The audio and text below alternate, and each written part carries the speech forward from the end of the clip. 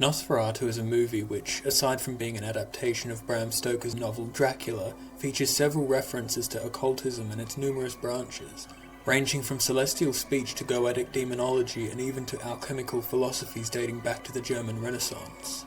The producer and production designer for Nosferatu, a man named Albin Grau, was an artist who spent his life studying the occult. He even became a member of the Fraternitas Satanae, or the Brotherhood of Saturn, which, according to the order's founder, Gregor A. Gregorius, was concerned with the study of esotericism, mysticism, and magic in the cosmic sense. Albin Grau created a magical name for himself, Master Passicius, and would use his knowledge of the occult to permeate the film Nosferatu with occultist imagery and undertones. Nosferatu was intended to be the first of many occultist supernatural-themed films produced by Grau through his studio, Prana Film. However, none of these other projects would come to pass due to the copyright infringement lawsuits Grau faced. Nosferatu was an unauthorized adaptation of Dracula which had not yet entered the public domain, and so Bram Stoker's family sued. Ultimately, all copies of the film were ordered by the court to be destroyed, and most copies were. Prana found itself declaring bankruptcy as a means to evade these legal troubles, and so Nosferatu became the only film it ever produced. The name of Grau's studio, Prana Film, is a reference to his interest in the occult. Prana is a Sanskrit term that refers to the vital life force that resides within all things. The studio's yin and yang symbol, originating from Chinese philosophy, is also known to have been used as an esoteric reference denoting the struggle between light and darkness. In 1936, the Fraternitas Satanae was prohibited in Germany. Grau, faced with persecution, emigrated to Switzerland along with numerous other members of the order. One example of the occultist themes in Nosferatu itself is in the letters that were exchanged in the first half of the film by the characters of Count Orlok and Nock, the latter of whom is basically the film's version of Renfield. These letters contain symbols used in alchemy and hermeticism, as well as letters of the Enochian language. Enochian dates back to the 16th century and is a constructed language that was used by such occultists and alchemists at the time as John Dee, the court astronomer and advisor to Queen Elizabeth I. John Dee and his associate Edward Kelly wrote Enochian in their private journals and claimed it to be the language of angels.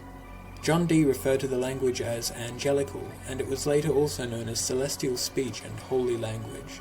He also sometimes called it Adamical and said that it was the language used by Adam in paradise. The etymology of the name Enochian goes back to the biblical figure Enoch, who lived for 365 years and who was said by John Dee to have been the last human to know the language. That is, until Dee and Kelly received it from the angels. One set of these angelic texts was received through Kelly in or around the year 1584 at the court of Stephen Bathory, the King of Poland, Prince of Transylvania, and uncle of the infamous Countess Elizabeth Bathory. In the source material, Bram Stoker's Dracula, the character of Count Dracula is said to have been a student at the Academy of Scholomance in the Carpathian Mountains. According to Romanian folklore, the Scholomance was a school run by the devil that enrolled 10 students at a time and trained them in black magic so that they would become Solomonari, sorcerers who could control the weather and ride dragons. Kind of like Hogwarts, but slightly more satanic. After his death and burial, it is said that Dracula rose from his grave as a vampire. Nosferatu gives the character of Count Orlok a significantly more demonic backstory, as it is stated that Orlok was a direct creation of the seed of Belial. Belial is said to be a king of hell and one of Satan's archdemons. The name Belial comes from a Hebrew word that means worthless. This demon is mentioned in Psalm 41:8-10. A thing of Belial cleaveth fast unto him, and now that he is laid down, he will rise up no more. This association of Belial with pestilence makes sense within the context of Nosferatu, as Count Orlok himself is portrayed more or less as the personification of plague and pestilence, bringing plague rats with him to the town of Visborg, and spreading the Black Plague. It is never directly stated whether Count Orlok was once human, or if the claim that he sprang from the seed of Belial implies that he was never human to begin with, being the literal offspring of one of the kings of hell.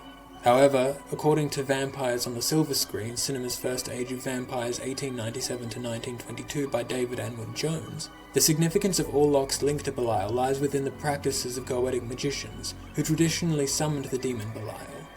This suggests that Count Orlok may have been a practitioner of black magic and sorcery who summoned Belial and perhaps received his vampirism from the demon as the result of some ritual or literal deal with the devil. Professor Bulwer is the film's version of Professor Abraham Van Helsing, and is named after a man named Edward Bulwer Lytton, who was a renowned writer and Member of Parliament in the 19th century. He coined several famous phrases such as, "The pen is mightier than the sword," and wrote the now infamous opening line, "It was a dark and stormy night," in his 1830 novel Paul Clifford. Bulwer Lytton was also deeply interested in the occult and anonymously published a novel called Vril. The novel's concepts of a subterranean Vril society existing within the German Reich was expanded upon by future authors who suggested that such a society was in contact with the Hermetic Order of the Golden Dawn, a real-life secret society, some members of which were good friends with Dracula's author, Bram Stoker.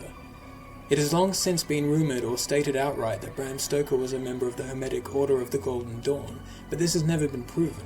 Bram Stoker had an interest in occultism, but also valued the progression of science and medicine much more than superstition. However, it is said that while writing Dracula, Stoker was at least partially influenced or inspired by Edward Bulwer Lytton's 1862 book A Strange Story, which was noted for its own supernatural themes. The film's opening credits specifically refer to the character of Professor Bulwer as a Paracelsian. Paracelsianism was a movement that developed after the death of Swiss physician, philosopher and alchemist Paracelsus in the middle of the 16th century. His reputation as an occultist was controversial, but his contributions to medicine were unanimously acknowledged. The philosophy of Paracelsus was linked to the idea that dark entities spawned from the evil thoughts of mankind were responsible for epidemics, as was the occult belief in blood sacrifice, which is blatantly demonstrated at the end of Nosferatu, which abandons the ending of the novel Dracula in favour of having Ellen Hutter, the film's version of Mina Harker, sacrifice herself in order to eradicate Count Orlok, and by extension the pestilence that he brought with him. 93 years after the release of Nosferatu, in July 2015, Stahnsdorf Southwestern Cemetery near Berlin was broken into. This grave belonged to Nosferatu's director, F.W. Murnau, who died in 1931. Murnau's remains were disturbed and his skull was stolen. When authorities investigated the grave, they found wax residue at the site, suggesting that candles had been lit at the grave, and many speculate that an occult ritual had taken place there. Murnau's skull was never recovered, and the people who broke into his grave were never identified. Murnau and Alban Grau both served in the German army during World War I. Murnau not only spent time in the trenches, but also in the air, and survived at least 8 crashes. Grau, while stationed in Serbia, met one of the local farmers who claimed that his father had joined the undead and become a vampire. This is said to have served as Grau's inspiration to create a vampire film. Max Schreck, the actor who portrayed Count Orlok, also served in the trenches, and afterwards is said to have led a solitary lifestyle as a result, keeping to himself and wandering into the woods where he would stay for hours at a time. Schreck once described his world as remote and incorporeal. Of the Great War, Grau said, "This monstrous event is unleashed across the earth like a cosmic vampire to drink the blood of millions and millions of men." Writing about Murnau, Lotte Eisner said, "Mysticism and magic, the dark forces to which Germans have always been more than willing to commit themselves, had flourished in the face of death on the battlefields. There is no doubt that the mass sacrifices on the battlefields of the First World War and the repulsive diseases associated with trench warfare where rats flourished had effects on the people responsible for creating Nosferatu, and it is likely that the shadow of the Great War brought the darker side of humanity, occultism, otherness, death, to the attention of these great minds."